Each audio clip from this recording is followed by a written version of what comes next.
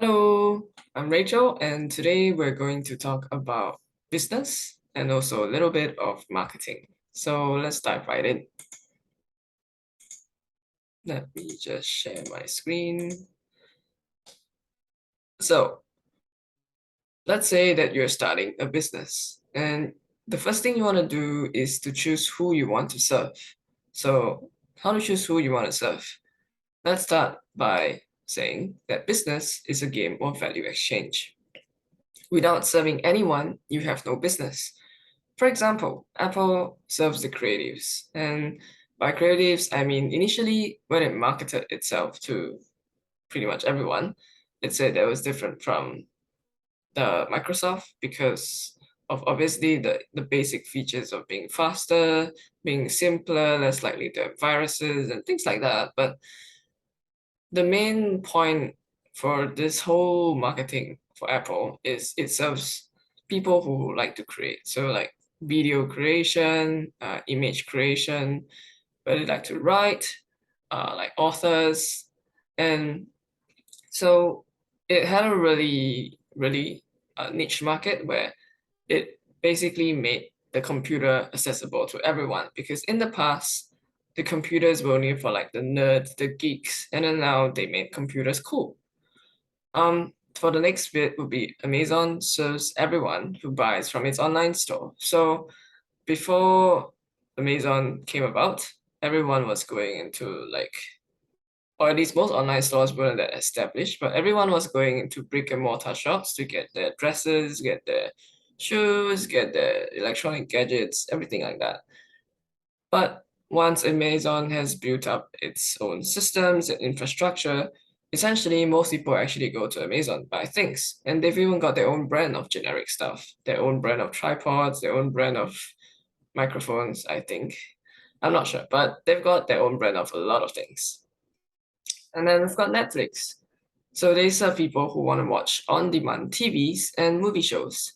Because nowadays, with COVID and everything, I think people somehow also prefer to stay at home and they can snuggle with their partner or whatever the case is. But Netflix just allows them to stay at home and enjoy whatever they want to watch on their TVs. And so next, we're going to go into a starving crowd concept because that's why the market is so important. If you don't have like a starving crowd in your market, then we'll move on to the offer, which is how to make your offer really irresistible and where people will find it hard to say no to. So before we dive into that, just as the starving crowd concept, it's actually a story taught by a marketing professor. So he asked his students, let's say that if you want to open a hot dog stand and you want to make sure that, it sells out and you want to have one advantage over all the other hot dog stands, like what would it be? So his students, some of them replied that, oh, maybe they want quality buns, quality hot dogs, gold flakes on their buns, caviar, just making it like a luxury bun because it was initially being marketed as a commodity anyway. Like hot dogs here probably sell for about $5, but if you added all those things, maybe you could sell it for 50. I don't know. The idea is no, you probably couldn't. For some people, they said that the location. So imagine that you're the only hot dog stand in that whole town, then maybe you'll be able to sell out your hot dogs, but not really. I mean, location's great, except that if people aren't craving for hot dogs, they're still not gonna buy from you. And then some mention price. But when you compete with price, you can definitely be sure that it's unlikely you're gonna win because I mean you're just opening a hot dog stand. When people have like hot dog restaurants, then they've obviously be they'll obviously be able to spend a little less on all their cost and therefore charge less than you. And if you're compete on price, then that's gonna be really deadly. And then some even said like, oh, maybe the taste of the hot dog, it needs to be like the Michelin star hot dog. But like I said, if people aren't craving for hot dogs, maybe if they taste it once, scroll, wow, that's awesome. Would they buy it every day? Maybe not. Would they want to eat it all the time? Possibly not. So the one advantage that you want to have is actually a starving crowd. Like, think of this. So it's after a stadium competition. Sorry, I don't know how to put it that way, but basically, after people watch like 4 or 5 hours of a basketball match, of a baseball match, and during the match they weren't given any refreshments, so they're pretty much like just sitting and watching the match all the way. And then now the match is ended. So they walk out of the stadium and ta-da, there was a hot dog stand there. So everyone's pretty hungry because number one, they've used up all the energy jumping and cheering um for the players, and they obviously haven't had like any food for the past 5 hours. So when they go out, they see this hot dog stand, they would be wanting to eat something already. So anything would do. The hot dog stand could have sold hot dogs for like $50 for a normal piece of hot dog, and they might still even buy it because they're hungry. They need food. It's almost like when you think of it in another perspective, like going into hotels when they sell you bottled drinks, or going into the desert where, let's say that you're feeling so thirsty, it's so hot, and if I offered you a drink for $100 and you've only got $100, but you haven't had a drink for the past 24 hours or 48 hours, then you would pay me that $100 because you desperately needed a drink. So it's also how these hotels are able to mark up the prices of like their colas, their drink bottles, whatever the case is, because when it is late at night at like 2, 3 a.m., do you really want to go out to get yourself like a cola from the nearby, or maybe not even nearby, maybe it's like several kilometers away, some 7-Eleven or like some grocery store, which might not even be open as well. So that's the reason why hotels are able, especially like the luxury hotels, they're able to charge like high prices for these seemingly commodities, because you're paying for essentially the convenience, the accessibility, and not the product itself. So how do you know who to serve? It comes down to three different things from what I've learned from the different mentors. Number one would be your skills. So what kind of skills do you have? Maybe you're really good at photography, so you could teach people, photography. Maybe you're really good at cooking, and then you can have, cooking classes and things like that. The next one would be story or experiences, because the easiest way to know who to serve is to serve the old you. And that's what I've heard from a few of the sort of eight figure entrepreneurs. So say that, the old you was um, like really unfit. And you really want to become fit, you really want that six pack, and then you work hard for it. So you try different exercises, you build yourself up to be some kind of fitness guy or girl, and then you decided that, oh, okay, so I'm fit now, but I see a lot of people, trying to become fit but not really getting there. Like, they're not understanding how they need to eat, how they need to exercise just to get to the goals that they want. Maybe it's, reduction of body weight, body fat percentage, whatever the case is. So you're using your story and your experiences to build out like a program for these people, because they were the old you, they were the unfit you, they were the overweight you, and then now they want to become the new you, which is the fit you, um, the person that's much stronger, much more healthier. So that basically, like, you can use your own transformation to go into help other people have their transformation. The next one you want to consider is the big three. And this is basically relationships, whether that's, finding a partner, getting over divorce, um, like divorce settlements, or relationship within the family, or relationship with your friends.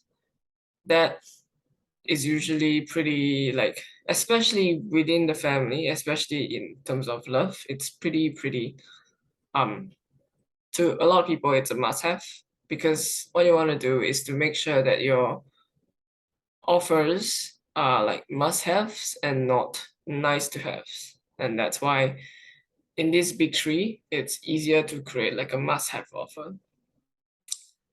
So this is in terms of relationship. The next one would be health. So health could be like nutrition, it could be like fitness, it could be like, helping your diabetes or whatever disease state that you could have, and sort of helping you to manage them, like coach you through it and things like that. So health is really a huge component because as what, everyone wants to live, I wouldn't say live longer, but they want to have more time to spend with their loved ones. And the idea is if you want to live longer, you want to live healthier while living longer because you don't want to suffer, when you're old. And like, what's the point of living when pretty much every day you're in pain, right? So, um, the idea is to, have a healthy body and get people to where they want to be in the healthiest state.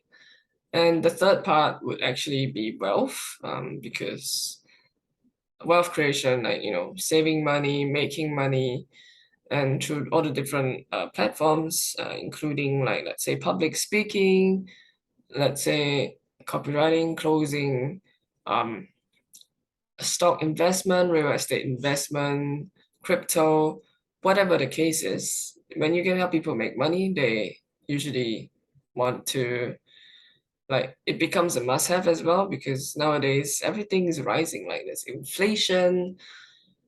Gosh, usually even our jobs couldn't keep up with that. So that's the reason why a lot of people, while in their jobs, they start like a side hustle, whether that's having a own photography business on the side or whatever the case is. It's simply because the job just doesn't sustain the inflation anymore. Like every single time.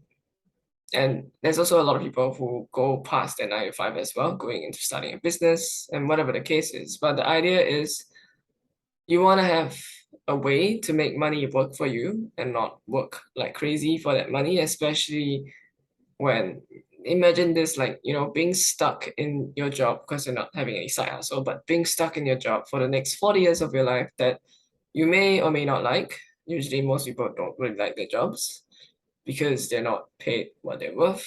At least that's what they think. So the idea is that because of these problems, so you want to have them, like, you want to give them an opportunity to make money, and they could be from different things. So some questions that people have asked is like, what if my market's saturated? There's so many people out there teaching the same thing, you know? Like, I want to ask you this question. Is your market truly saturated, or are we just thinking the wrong way? So this becomes um an answer like niching and micro niching. This has been taught quite a lot by a few of my mentors. So you don't want to serve everyone because when you serve everyone, you're serving no one. And when you're micro niching or niching down, for example, if you said that you are providing like a confidence course, when you provide a confidence course to everyone, everyone just says, hey, there's so many confidence courses out there. Why should I pick you? And then when you decide to niche down even more, saying that it's a confidence course for sales professionals, then it'll be like, oh, okay, so this is for sales professionals. And then you're kind of like calling out the audience. So it's just for sales professionals. And that's the reason why you can, you know, feel that you're pretty much putting yourself in a category that is slightly narrower because everyone's serving, like, a lot of people try to serve as many people as possible, but the idea is if you try to do that, then you're no different from any other. And so if you went down to, okay, this is a confidence course for sales professionals, then okay, at least these sales professionals know that, this confidence course is for them. But what if that's not enough? Maybe you want to say confidence course for sales professionals working in the real estate industry. Now that changes a lot more things.